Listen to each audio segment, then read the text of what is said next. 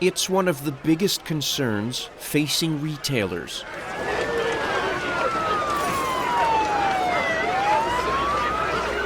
As civil unrest becomes increasingly violent, looting is now more common too. We lose one day of business, but at the end of the day, if we open, we will not make much business, and we also put people in danger. Gabrielle Berthelot is the head of crisis management at Kering, a global company specializing in luxury goods. According to her, protecting the operations of a large corporation is only going to get more complex as tensions rise in many parts of the world.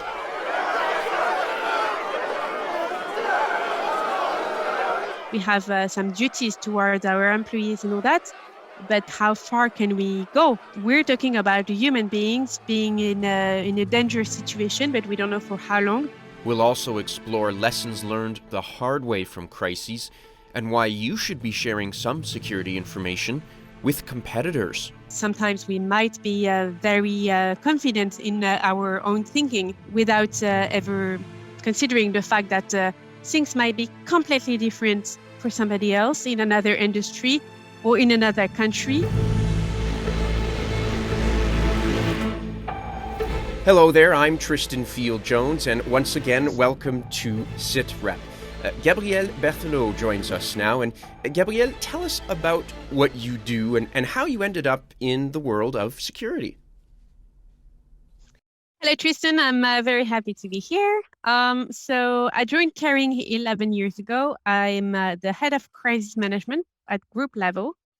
I ended up in the security field a little bit by chance or opportunity, let's say.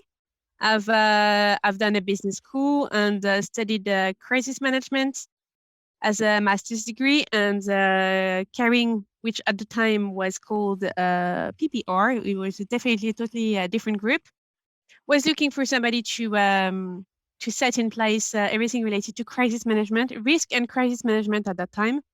And they called me, and I was looking for a job during my studies, and I thought, why not? And the position was reporting to security, and so this is how I ended up here.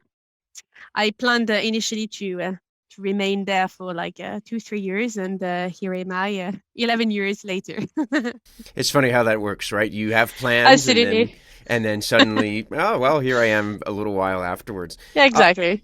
Gabrielle, why don't you tell us, for those who may not be immediately familiar with Kering, which is a major kind of multinational corporation, what are some of the brands that the company owns and some of the if you will, organizations that you oversee as part of your role?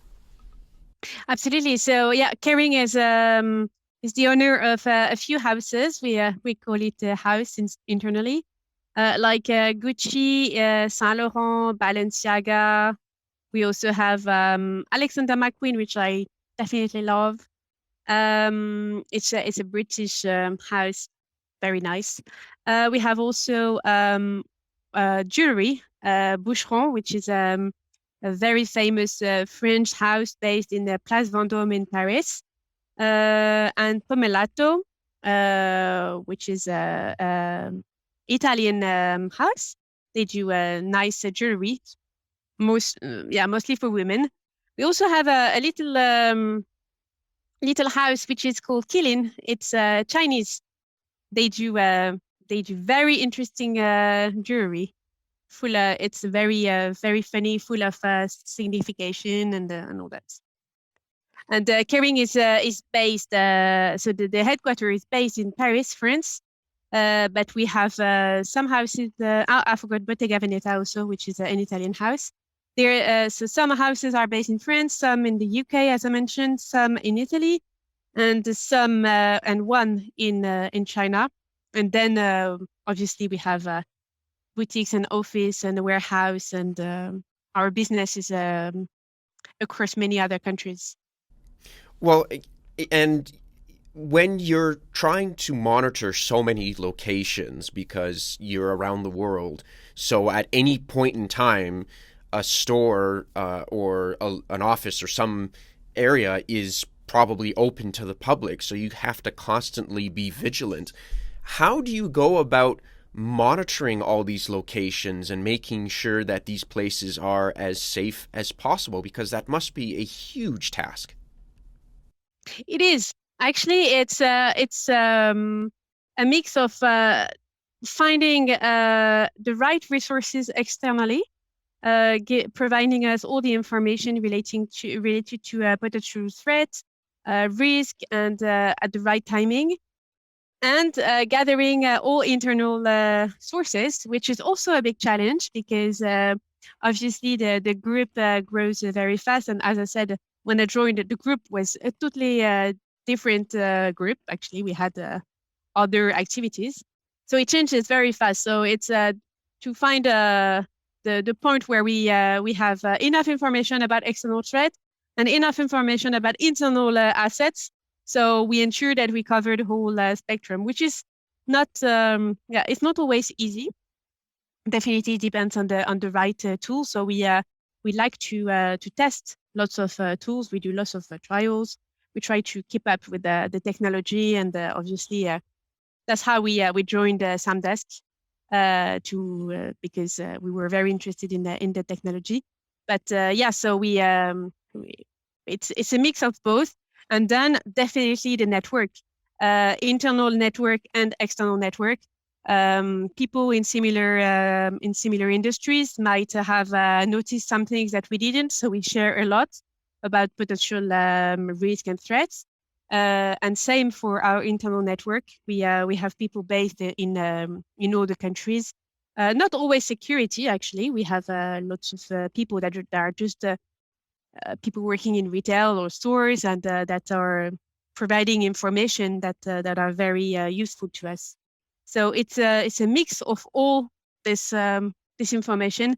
And since 2 years, I have recruited an analyst who is doing a brilliant job. It was definitely my will to internalize this competence, to ensure that the analysis that she does and all the searches and all that are very relevant to our business and up to date, tailored also to our needs. So that's also part of the whole protection, let's say, the whole protection that we ensure. The whole kit and caboodle, if you don't want to be technical, I guess. Yeah. Yes. You talked a little bit about getting that information in a timely manner. How important is it to have real-time signals and real-time data, especially for an operation as large as Kering? Well, I have a few examples. Our stores are mostly in high streets in big cities, so we might face protests, riots, and what we want to ensure is that we protect our employees based in those stores, the clients as well, and definitely limit damage. So whenever there is some triggers, we definitely look into it and try to seek more information. Sometimes when it's possible, we liaise also with the either the emergency services or the police department of the city to ensure that the information is relevant. But for us to be alerted from the first signal is very important, because then it allows us to react and to ensure that we don't fall into a trap where it's too late to react. And we've had this experience, unfortunately, when we had all these protests in Hong Kong, then we had the yellow vest in Paris, then we had the riots in the US. And that was very useful to have the information right on time to be able to organize ourselves and to ensure that our people are protected, the clients as well, and also obviously at the end the assets themselves. Like when we have the information that a protest or will trigger some violent act, sometimes we just decide to close because there's no we won't do any business anyway. And so that's really on the security side. Right, and I'm certain that over the last couple of years, especially, that real time information has been quite crucial. You talked a little bit about some of the threats that face curing operations. Gabrielle, would you say that it's those crisis events are increasing? Is it getting tougher to monitor security nowadays? I would not say that it's increasing in terms of the number of events. However, we have noticed actually that it has become more and more violent, and that well, it's a well-known thing that people in the crowd suddenly the crowd starts to like get mad and but especially yeah recently it has become more and more the case. It kind of feels that sometimes people they have absolutely no limit at all, and so when they break windows and stuff like that, yeah, it's okay. We can always, of course, it costs money. It's a problem because operational problem because then when we have a window broken, we can't open the store. But what we want to ensure definitely is that there is absolutely no injury towards our people and people meaning our employees and our customers. And that's something that we could see in the recent event that it has become more violent. Something we have noticed also is the fact that in many countries, and it has happened in many countries, where we thought that the law enforcement was able to handle the situation, and actually it wasn't the case. And that's also something of a concern because then the security kind of relies on private professionals. We want to protect our people because there is, I can't say that there is a default in law enforcement. It's just that the violence in all these people has become such that they come to a point where they're just overloaded and they don't really know how to handle the situation. And we have seen that in different countries and city. So it's also something that we try to reinforce is the liaison that we have with all these authorities in different cities where we operate to ensure that we work hand in hand with them and we coordinate, we share information. Whenever we have information on our side, we can share it, and it's the same for them. So it's kind of a win-win situation. So we must be ready to face any kind of crisis, and at the same time, we kind of become a drug addict with the adrenaline. So whenever we have like a low period, we're like, oh, it's strange, nothing's happening. It's a little bit strange. We kind of get bored.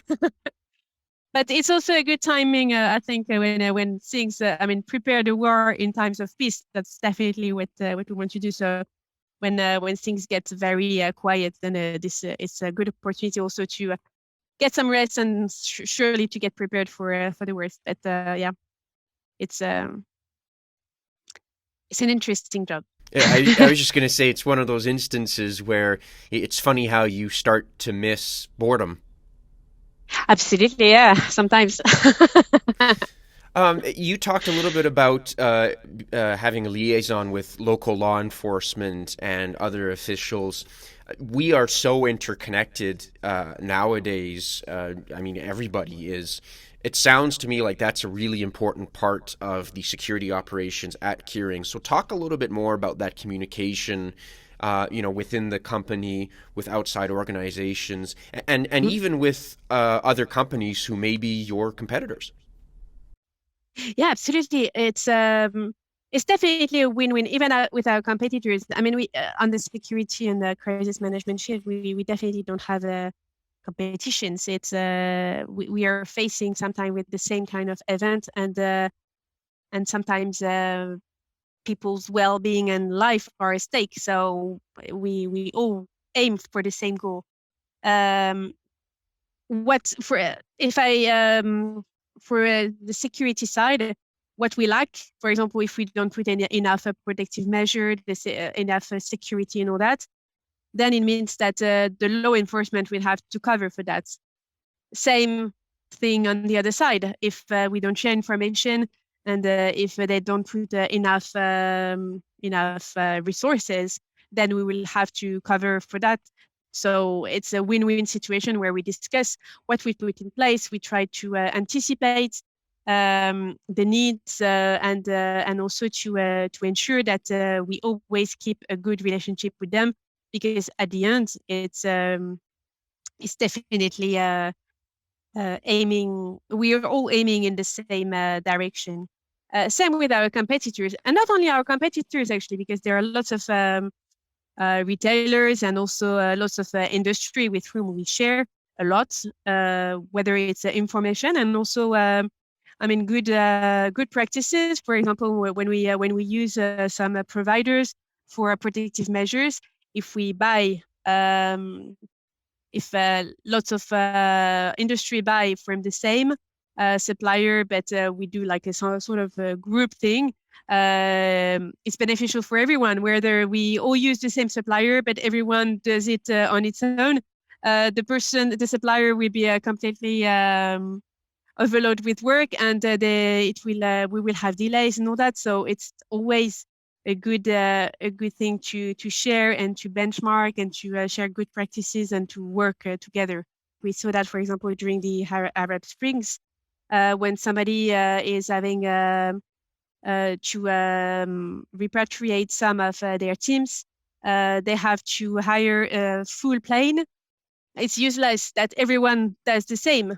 I mean, we have 200 seats. We only need 10. So why not ask the other industries what they need? And then we all book the same plane, and that's everybody's happy. We save some cost, and also on the logistical part, it's easier as well. So I think I'm definitely for sharing good practices and involving the external network on this kind of topics.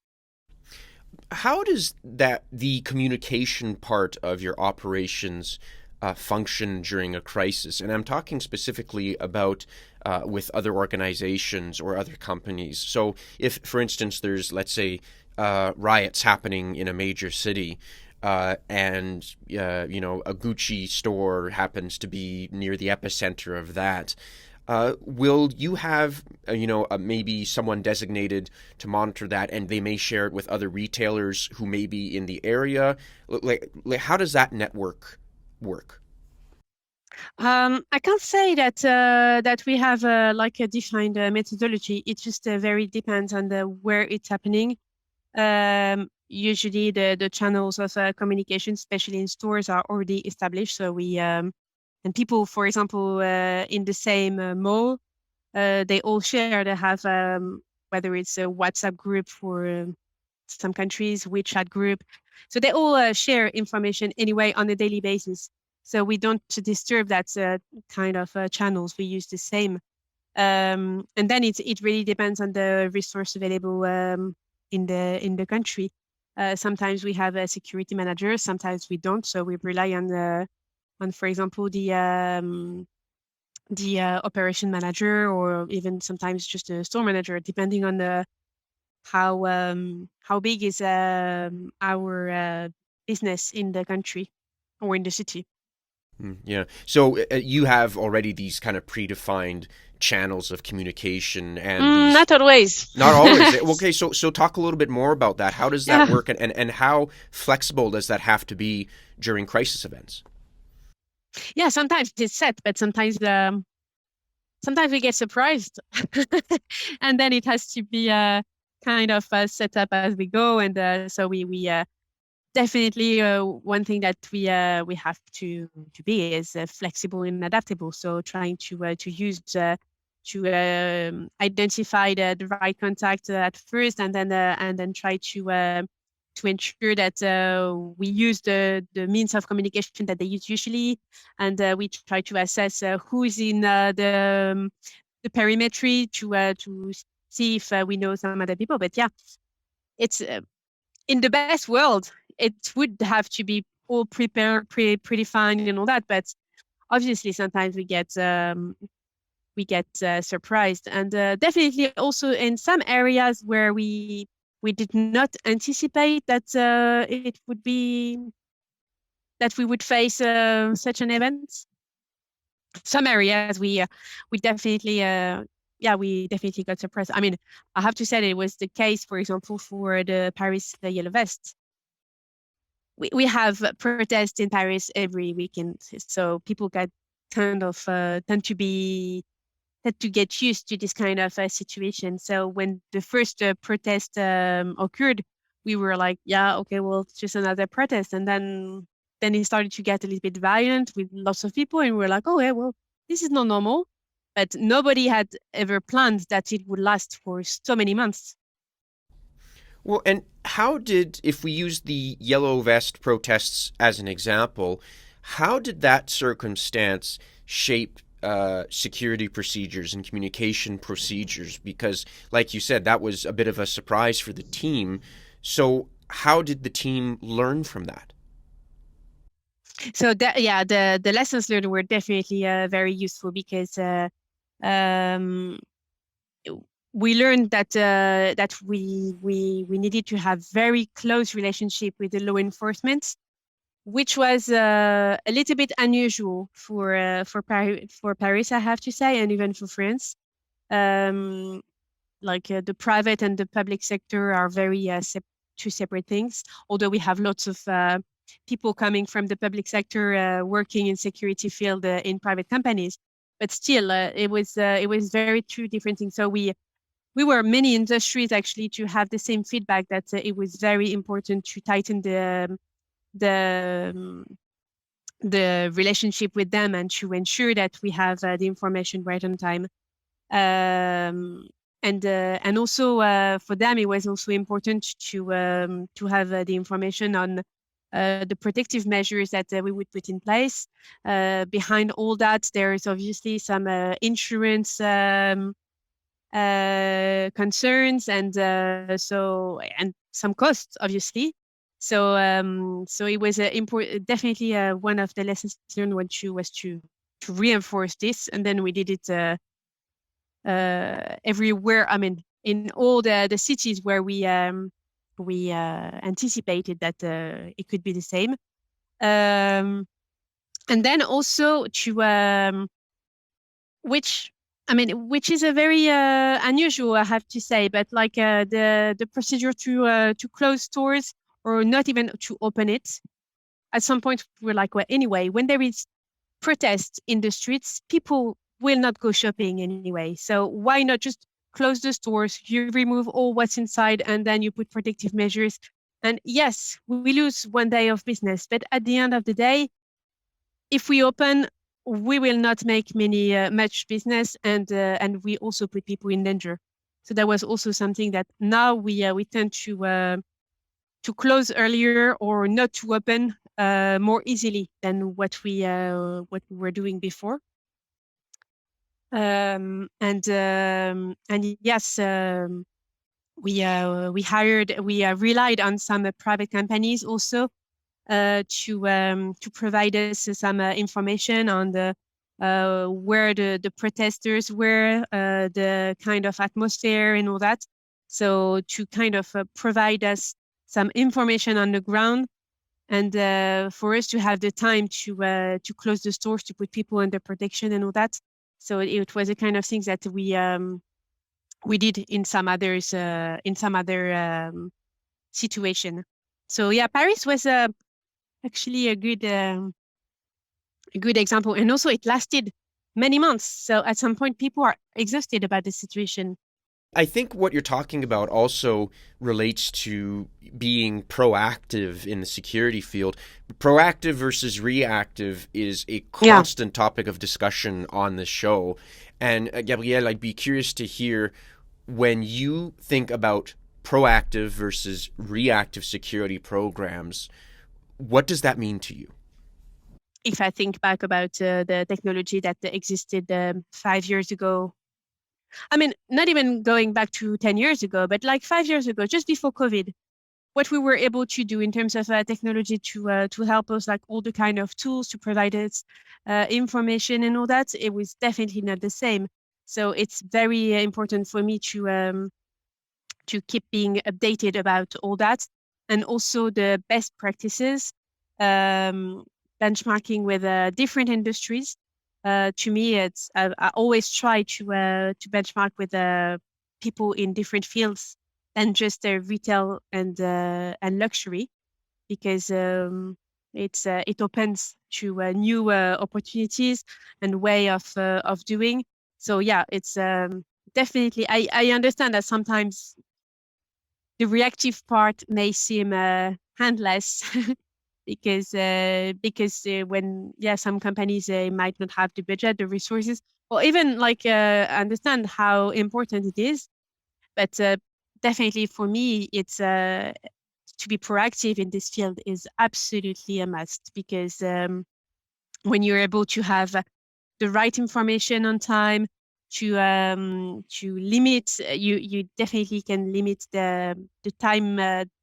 Like it's good to be surprised, of course, but if you surprise all the time, then you lose time, you lose money, you put people in danger and all that. So it's very important to me to be able to have all the right information, whether it's as I said in the beginning, whether it's external information about the threats and stuff like that, but also internal resources. Who do I call for this kind and this kind of, what kind of tools do I use? To have your internal network ready, people trained, so they know what they have to do and all that. So you lose less time in the response phase when everything is already prepared. You talked a lot about some of the biggest risks facing curing, the vandalism, the civil unrest, and of course, the health crises and some of the natural disasters that we all have to deal with. Are there any risks or threats that you could see emerging in the near future? Anything that might be on your radar that maybe isn't a huge concern at the moment, but might end up becoming a bigger problem a few years down the road?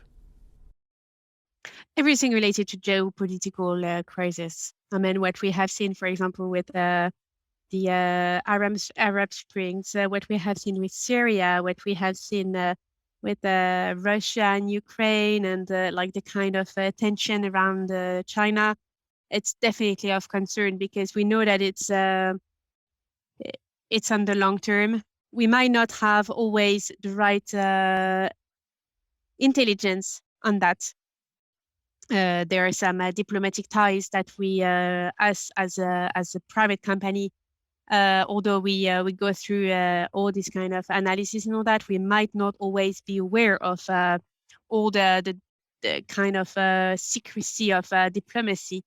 So definitely, yes, this is of concern, because I mean, when you have to stop some activities in a country because of a war, it's always very complex. What do we do with the people there? How do we support them?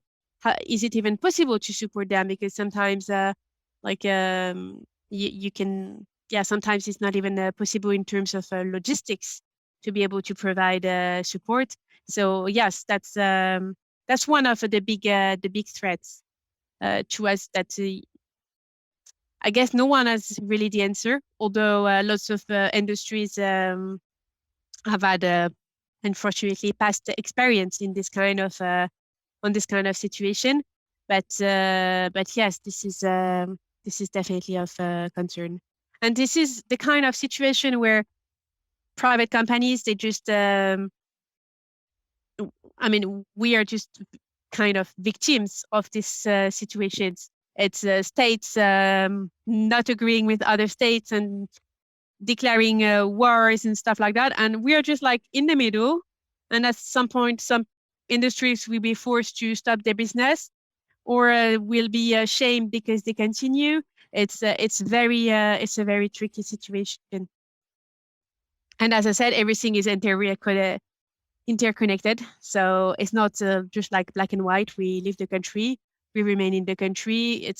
it's not always black and white. It's very the situations are very complex, and we foresee that it will become even more complex in the future, unfortunately. Certainly, yeah. And again, we have when you think about Russia's invasion of Ukraine as just one example among Absolutely. many other conflicts taking place. You really and like you said, you really have to take it on a case by case basis to try and protect the goods and the employees and whatever else may be there if you find yourself in a conflict. While at the same time preserving your reputation, because when you have a business in both countries, what do we do?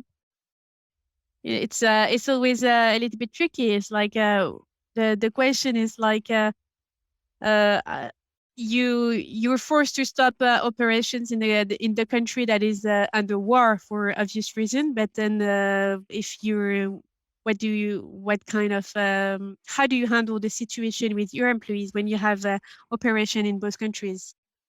And that's definitely something we have no answer. It's definitely a case by case. It depends on the situation.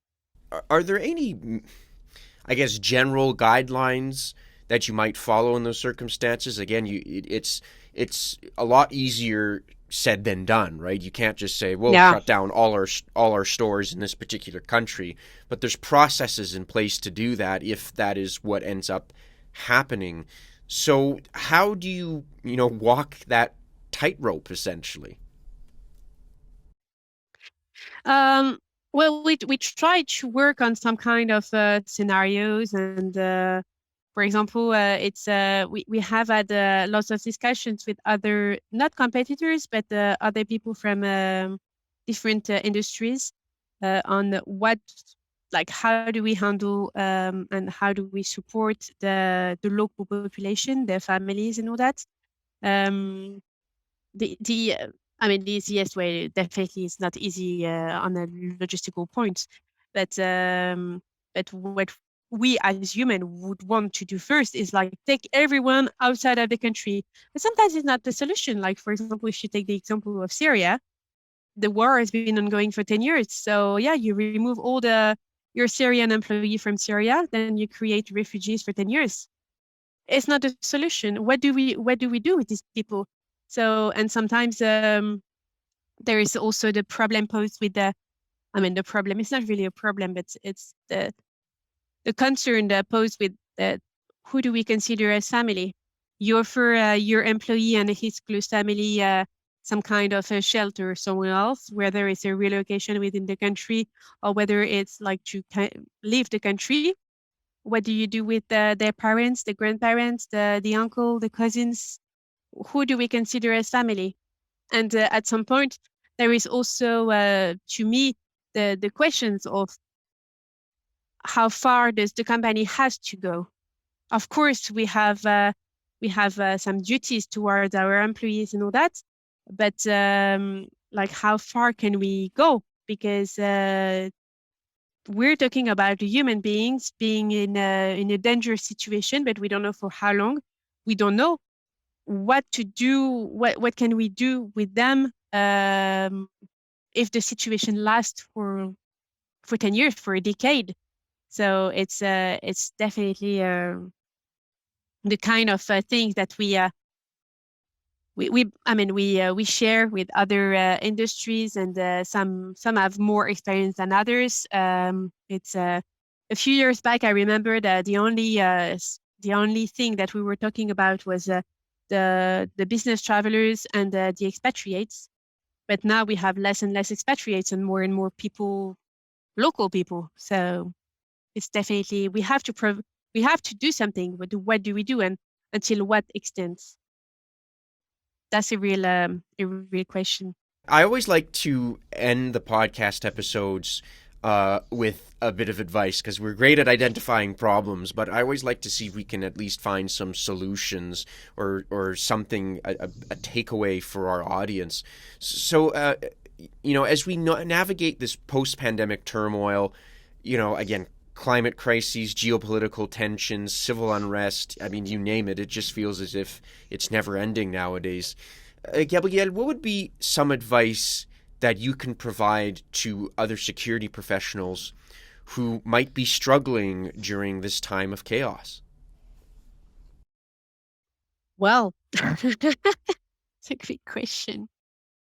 I don't know if I can provide any advice, but I'm definitely convinced that it's very important to first, as I said, build a very strong network with it, whether it's internally and externally. But I strongly believe in diversity of profiles. So not remaining in our little comfort zone with people that think like us, but it's good to be disturbed also by other way of thinking. And that's something that I see. It's a little bit better now. I mean, no, it's definitely better after COVID because we've had the chance. Everyone was in lockdown, so it was definitely easier to network with people through Zoom, Teams, and all that. Whereas before we used to network only on the physical events, so where you meet people that are actually in your near surrounding. Now you can kind of well, just like you and I, we are not even in the same continent. Maybe before we would not have the chance to do that. So for me, it's very important to keep being open-minded and open to be disturbed, because sometimes we might be very confident in our own thinking without ever considering the fact that things might be completely different for somebody else in another industry or in another country. And so this is where we make mistakes. Gabrielle, I really appreciate your insight. Thank you for the conversation. If people want to find out more, maybe about you or about Kering, where can they go? Well, for Kering, definitely on the website, kering.com. Lots of information, and we have a brilliant team at the communication department. They update the website on a very regular basis, and people can find me on LinkedIn. Okay, awesome. And we'll have all of that information in the description for the episode here.